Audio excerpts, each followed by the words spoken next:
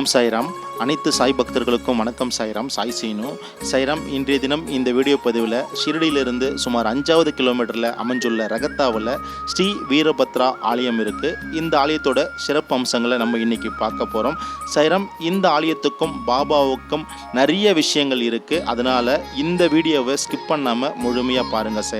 சாய்ராம், நம்ம பாபாவுடைய புனிதமான நூல் ஸ்ரீ சாய் சச்சரிதத்தில் 5வது அத்தியாயத்தில் இந்த ஆலயத்தை பற்றி தெளிவாக சொல்லியிருப்பாங்க. ஏன்னா போலி குரு ஜவஹர் அலி அவர் அகமத் நகர்லேருந்து அவருடைய சீடர்கள் மூலம் இந்த ரகத்தாவில் இருக்கும் இந்த வீரபத்ர சுவாமி கோயிலில் போலி குரு ஜவஹர் அலி இந்த வீரபத்ர சுவாமி கோயிலில் தங்கியிருப்பார். சாய்ராம், முதல்ல இந்த ஆலயத்தோட சிறப்பை நம்ம பார்த்துட்டு தொடர்ந்து இந்த வீடியோக்குள்ளே போகலாம். சாய்ராம், இந்த கோயிலுக்குள்ளே வந்த உடனே ரைட் சைடில் பார்த்தீங்கன்னா ஒரு பெரிய சர்பத்தை பிரதிஷ்டை பண்ணியிருக்காங்க. சாய்ராம், இந்த ரகத்தாவை சுற்றி உள்ள கிராமத்தில் யாருக்கெல்லாம் பாம்பு எதனா கடிச்சிடுச்சு, அவங்க உயிருக்கு போராடுறாங்க அப்படின்னா நேரடியாக முதல்ல இந்த ஆலயத்துக்கு தான் கொண்டு வருவாங்க. அதுதான் அவங்களுடைய ஐதீகம் சொல்கிறாங்க. இங்கே வந்தால் குணமாக்கப்படும் அப்படின்னு சொல்கிறாங்க. இதுக்கு சான்று உதாரணம் என்னன்னு சொன்னீங்கன்னா, நம்ம பாபாவுடைய புனிதமான ஸ்ரீ சாய் சச்சரிதத்தில் ஷேமாவுக்கு ஒரு முறை நச்சு பாம்பு கொத்திடும் அப்படின்னு நம்ம எல்லாமே படிச்சிருப்போம். அதில் நம்ம கவனிக்க வேண்டிய விஷயம், இது போல் பாம்பு கடிக்கலாம் விரோபா கோயில், அதாவது வீரபத்ர சுவாமிகள் கோயிலுக்கு போனால்தான் குணமாக்கப்படும் சொல்லிட்டு சொல்லப்பட்டிருப்பாங்க. ஆனால் ஷேமாவுக்கு பாபா தான் வீரபத்ர சுவாமிகள் சொல்லிட்டு பாபாண்ட போயிட்டு முழுமையாக பாபா சொன்ன வார்த்தைக்கு கட்டுப்பட்டு இருப்பார். ஷேமா குணமாக்கப்படுவார். ஆனால் அவர் சொன்ன வீரபத்ர சுவாமிகள் கோயில் ஷிரடியில் இருக்க கோயில். இந்த வீரபத்ர சுவாமிகள் கோயில் பார்த்தீங்கன்னா ரகத்தாவில் இருக்க கோயில். இந்த ரகத்தாவில் இருக்க கோயிலுக்கும் பாபாவுக்கும் நிறைய விஷயங்கள் இருக்குது. ஏன்னா ஒரு முறை போலி குரு ஜவஹர் அலி என்ற ஒரு ஃபக்கீர் அவர் அகமத் நகர்லேருந்து தன்னுடைய சீடர்கள் மூலியமாக இந்த ரகத்தாவில் இருக்கும் வீரபத்ர சுவாமி கோயிலுக்கு அருகில் தங்குறார். விசாலமான அருகில் தங்குறார். இந்த ஜவஹர் அலி குரான்கள் எல்லாமே முழுமையாக தெளிவாக சொல்லக்கூடிய ஆற்றல் படித்தவர். சாய்ராம், போலி குரு ஜவஹர் அலி இந்த ரகத்தாவில் வீரபத்ர சுவாமி கோயிலில் தங்கும் பொழுது அவர் அந்த குரான் எல்லாமே முழுவதும் சொல்கிறார், எடுத்து சொல்கிறாரு. இந்த ஆற்றல் அவருக்கு சிறப்பாக இருக்கிறது அந்த மக்கள் எல்லாமே பார்த்த உடனே அவர் மீது ஒரு பற்று, ஒரு மரியாதை கொடுக்குறாங்க. ஒரு முறை என்ன பண்ணுறாரு ஜவஹர் அலி, என்ன பண்ணுறாருன்னா ஈத்கா, அதாவது ஈத் தினம் அப்படின்னு இருக்குது ஒரு தினம். அந்த தினம் வர சொல்ல என்ன பண்ணுறாருன்னா, இந்த முகமதியர் தொழும் இடத்துல ஒரு செவுறு கட்ட தொடங்குறாரு. இது ஜவஹர் அலி இது போல் விஷயம் பண்ணுறான்னு சொல்லிட்டு அந்த கிராம மக்கள் ஒரு எதிர்ப்பை கிளப்புறாங்க. அதனால இவர் ஜவஹர் அலி ரகத்தா விட்டு அவர் கிளம்புறாரு. கிளம்பி நேரடியாக ஷிரடிக்கு வர்றாரு.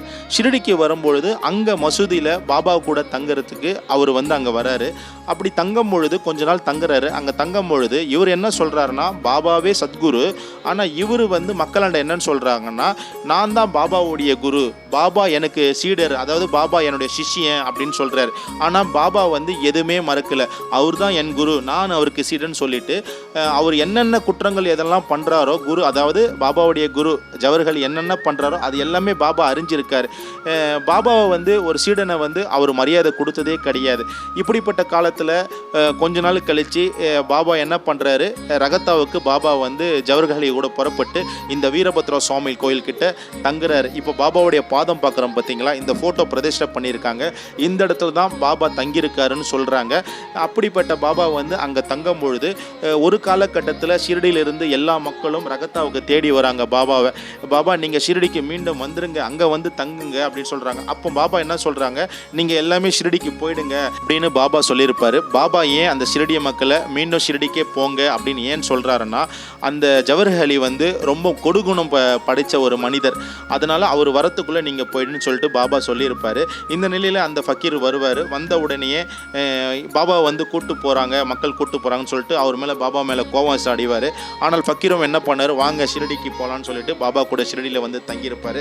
இப்படி கொஞ்சம் காலகட்டம் போய்கிட்டே இருக்கும். சாய்ராம், இந்த நிலையில் பார்த்தீங்கன்னா நம்ம சத்குரு ஷிரடி சாய்பாபா ஷிரடிக்கு வரத்துக்கு முன்னாடி, அவர் வரத்துக்கு 12 ஆண்டுகளுக்கு முன்னாடி பார்த்தீங்கன்னா ஷிரடியில் தேவிதாஸ் என்ற ஒரு முனிவர் இருப்பார். அவர் ரொம்ப சிறப்பு அம்சம் கொண்ட ஒரு முனிவராக இருப்பாங்க. ஒரு முறை என்ன ஆகும்னா, இந்த ஜவஹர்லி வந்து தேவிதாஸ் முன்னாடி கொண்டு வர சொல்லுவாங்க. அப்போ தேவிதாஸ் வந்து ஜவஹர்லியை நோக்கி ஒரு சில கேள்விகள்லாம் கேட்பார். ஏன் கேட்குறாருன்னா, ஏன்னா பாபா வந்து சத்குரு, பாபாவை வந்து தன்னுடைய சீடன்னு சொல்கிறாரு. அதனால் ஒரு சில கேள்விகள் முன்வைக்கும் பொழுது இந்த போலி குரு ஜவஹர்லி வந்து தேவிதாஸால் வந்து தோற்கடிக்கப்படுவார். இவர் தோற்றதால் நேரடியாக ஷிரடியை விட்டு பிஜாப்பூருக்கு போயிட்டு கொஞ்சம் ஆண்டுகள் தங்கியிருப்பார். அப்புறம் மனம் திருந்தி பாபாவுடைய திருவடியை நினச்சி பாபாண்டு ஷிரடிக்கு வந்து பாபாவுடைய பாதத்தில் வந்து ஜவஹர்லி விழுவார். விழுந்த உடனே என்னை மன்னிச்சிடுங்க, நான் வந்து உங்களுடைய குருன்னு சொன்னதுக்கு என்னை மன்னிச்சிடுங்கன்னு சொல்லிட்டு பாபாவுடைய மன்னிப்பை கேட்பார். பாபாவும் மன்னிச்சிருவார் சாய்ராம். அப்படிப்பட்ட நம்ம சத்குரு ஷிரடி சாய்பாபா வந்து ஜவஹர்லி கூட இந்த வீரபத்ரா சுவாமி கோயிலில் தான் வந்து தங்கினார். இந்த கோயிலுடைய ஆலயத்தை சிறப்பை நம்ம தொடர்ந்து சொல்லிட்டு இருக்கோம். ஏன்னா ஷிரடிக்கு வர ஒவ்வொரு பக்தர்களுமே ஷிரடிக்கு மட்டும் பாபாவுடைய சன்னிதானம் மட்டும் பார்க்காம தொடர்ந்து பாபா எங்கெங்கே போனாரோ ரகத்தா, ரூகி, நீம்காவ் இது போல இடத்துக்கெல்லாம் போயிட்டு நீங்கள் தரிசனம் பண்ணுங்க. பாபாவுடைய அருளும் ஆசீர்வாதமும் உங்கள் எல்லோருக்குமே கிடைக்கும் சாய்ராம். நம் எல்லோருக்கும் இறைவன் ஒருவரே எஜமானர் ஷிரடி சாய்பாபா. ஸ்ரீ சாயை பணிக. அனைவருக்கும் சாந்தி நிலவட்டும். சச்சிதானந்த சத்குரு சாய்நாத் மகாராஜ் கி ஜெய். சச்சிதானந்த சத்குரு சாய்நாத் மகாராஜ் கி ஜெய். சச்சிதானந்த சத்குரு சாய்நாத் மகாராஜ் கி ஜெய். அல்லா மலிக்.